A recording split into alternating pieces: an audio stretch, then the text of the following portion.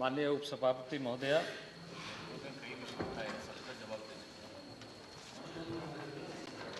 आज के अनेकों प्रश्न ऐसे हैं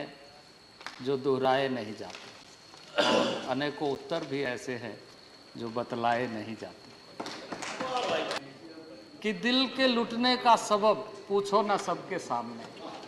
नाम आएगा तुम्हारा ये कहानी फिर से है।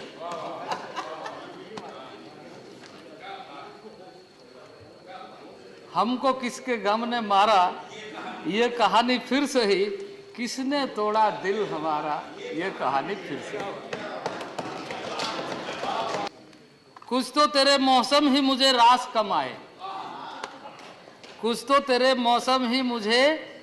रास कम आए, और कुछ मेरे मिट्टी में हवाओं में भी बहुत दम था, जिसके वजह से मैं ये कहूँगा कि आपने हमेशा इस बात को ध्यान में रखते हुए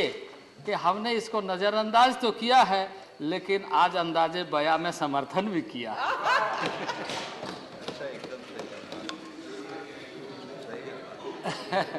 तो अध्यक्ष उपसभापति महोदया,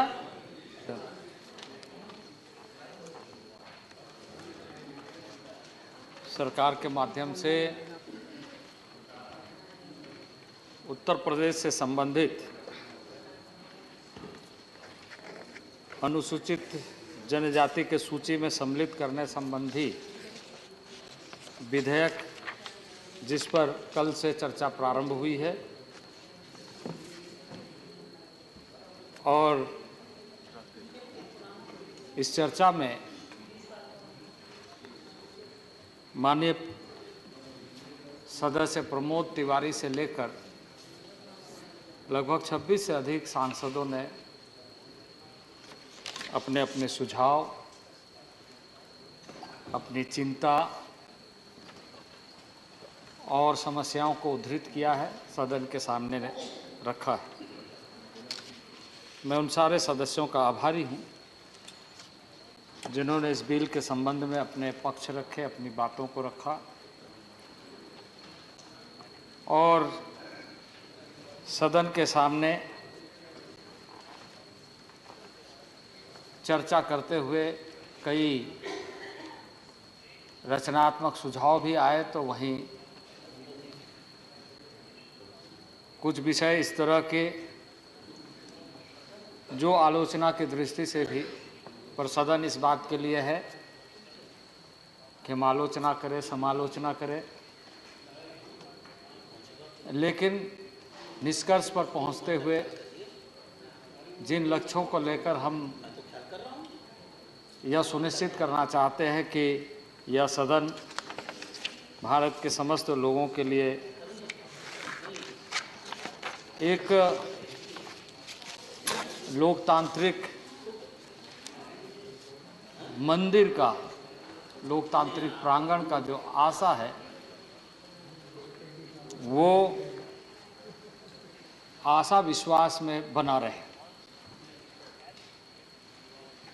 आदरणीय प्रमोद तिवारी जी ने शुरुआती दौर में जिन बातों का उल्लेख किया, उसका निश्चित रूप से उसके साथ ही सदन में माननीय बहुत सारे सदस्यों ने अपने अपने विषय, जो ट्राइबल के बारे में जो कंसर्न है, जो इश्यूज़ है, जो उनकी चिंता है, मैंने सबको बहुत विस्तृत ढंग से सुना है। पर मैं इस संदर्भ में कुछ बातों का उल्लेख करते हुए यही कहना चाहूँगा कि अनेकों प्रश्न ऐसे हैं जो दोहराए नहीं जाते और अनेकों उत्तर भी ऐसे हैं जो बतलाए नहीं जाते।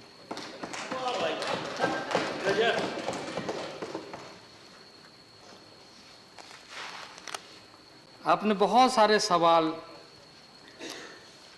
इस सदन के सामने खड़ा किया है और सदन का भी, हमारा भी ध्यान आकृष्ट कराया। इस बिल से संबंधित मैं कुछ विषयों को उद्धृत करते हुए अपनी बात को प्रारंभ करना चाहता हूं कि ये कहानी 1980 के दशक से प्रारंभ हुई। 1980 में पहला पत्र इस बात को ध्यान में रखने के लिए कहा गया कि उत्तर प्रदेश में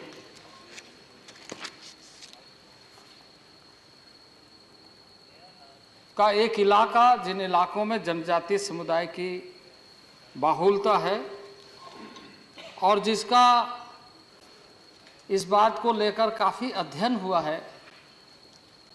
कि ट्राइबल के लिस्ट में, ट्राइबल की सूची में किस तरीके से उन्हें संवैधानिक अधिकारों से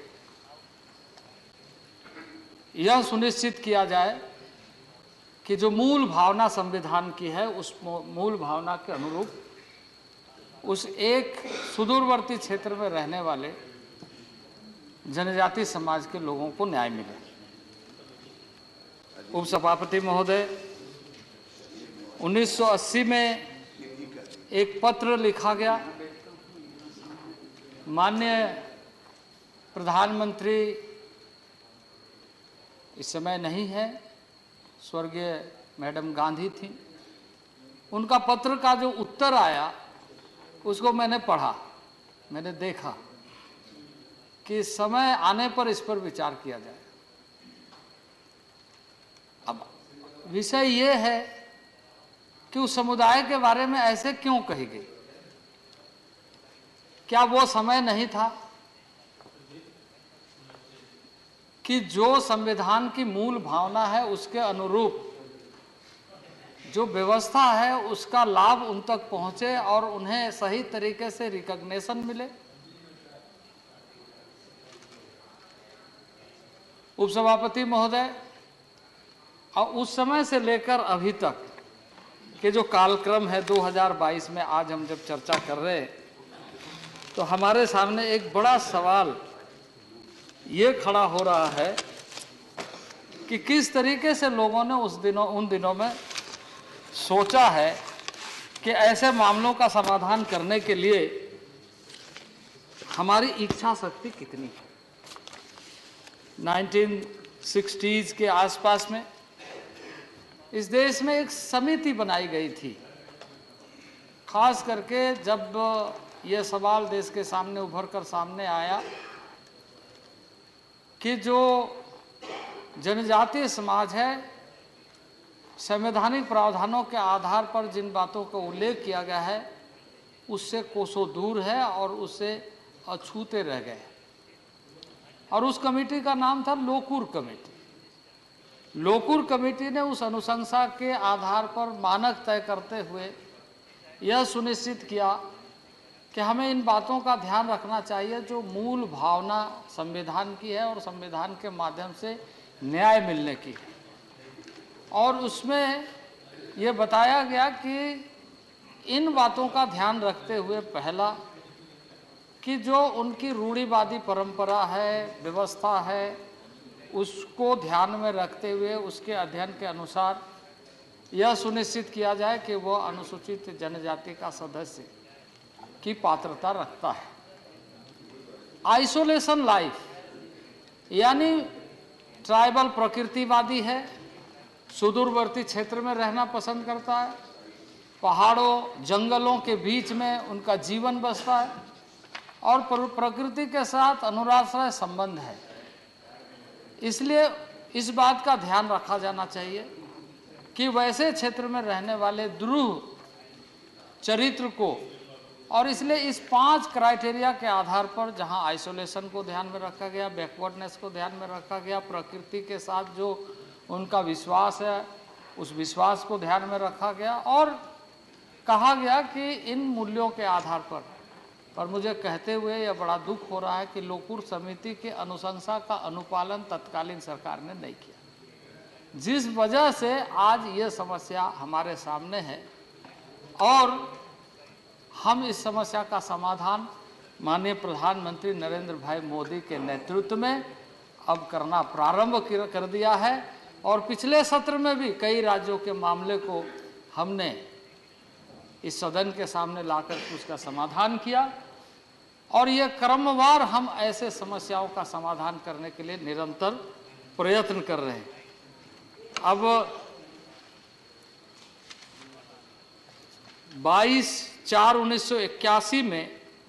उत्तर प्रदेश ने इस गोंड कम्युनिटी के मामले में एक पत्र लिखा था कि ये सारे करैक्टर रखते हैं एसटीज का, क्योंकि जो मूल्यांकन की जो विधि अपनाई गई थी बहुत ही व्यवस्थित तरीके से, व्यापक तरीके से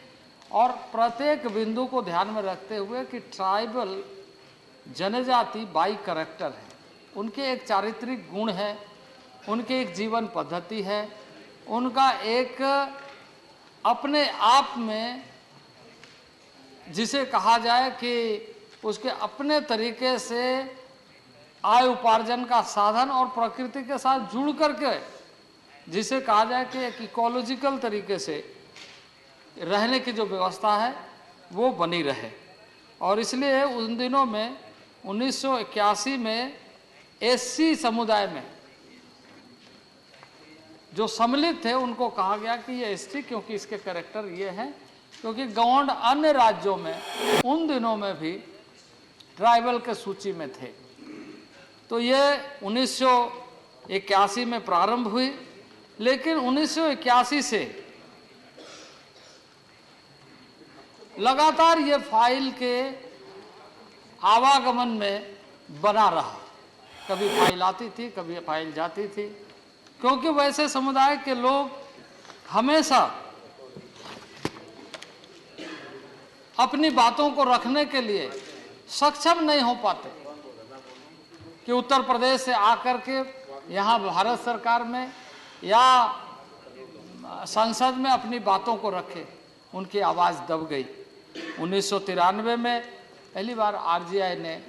इस मामले को सपोर्ट किया कि हाँ, यह गुणात्मक तरीके से यह सारी पात्रता रखता है, और तब से ये फिर प्रारंभ हुआ ऊपर से नीचे फाइल होना। और एक बार लोगों ने सोचा कि इसका समाधान हो गया है, इसका रास्ता निकल चुका है, लेकिन इसके बावजूद भी ये मामले लटके रहे, ये मामले उलझते रहे और इसका समाधान नहीं हुआ। मैं हमारे माननीय सदस्य जिन्होंने इस बात का उल्लेख किया कि हमारी सरकार जब थी या कांग्रेस की सरकार जब थी तो ये हमेशा जनजातीय समाज या आदिवासी समाज की हितैषी रही, लेकिन ये फाइल बताता है कि आप कैसे हितैषी रहे। ये फाइल आपके सामने दिखता है कि आप किस तरीके से आपने सोचा। इस तरह की कई घटनाएं इस सदन में और भी चर्चा में आएगी, और इसलिए मैं आपके सामने इन्हीं शब्दों के साथ अपने माननीय सदस्य को बताना चाहता हूं कि दिल के लुटने का सबब पूछो ना सबके सामने, नाम आएगा तुम्हारा ये कहानी फिर से है।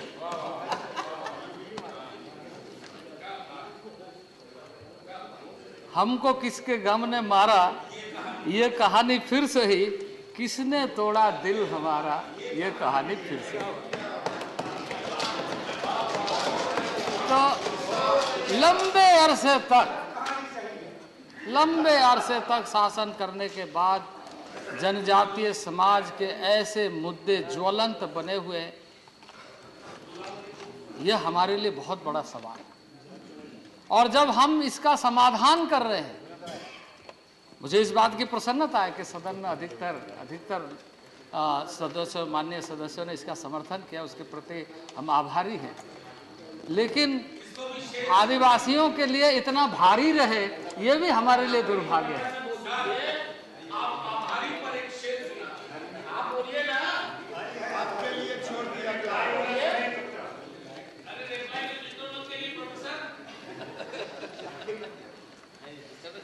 आप यदि कह रहे हैं तो मैं उसके लिए भी कह देता हूं। कुछ तो तेरे मौसम ही मुझे रास कमाए, कुछ तो तेरे मौसम ही मुझे रास कम आए और कुछ मेरे मिट्टी में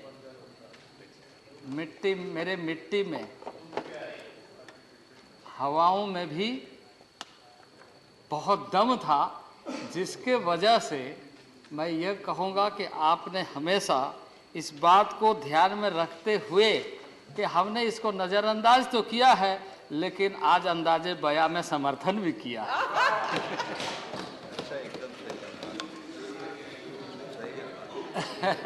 तो अध्यक्ष, उपसभापति महोदया, अब सवाल ये है कि सरकार कैसे काम करना चाहती है, सरकार किस तरीके से देखती है जनजाति समाज को आदरणीय नरेंद्र भाई मोदी के नेतृत्व में। मैं कहूँगा तो फिर लोगों को लगेगा कि ये इस तरह की बातें कह रहे हैं, पर ये एक सत्य है। इस देश में भारत का नया उदय हो रहा है, जब जनजाति समाज को मौलिक सुविधाओं के साथ जोड़ते हुए राष्ट्रीय स्तर पर नहीं बल्कि अंतर्राष्ट्रीय स्तर पर भारत का नाम ऊंचा उठे और जनजाति समाज की जो पृष्ठभूमि है उसको सम्मान मिले।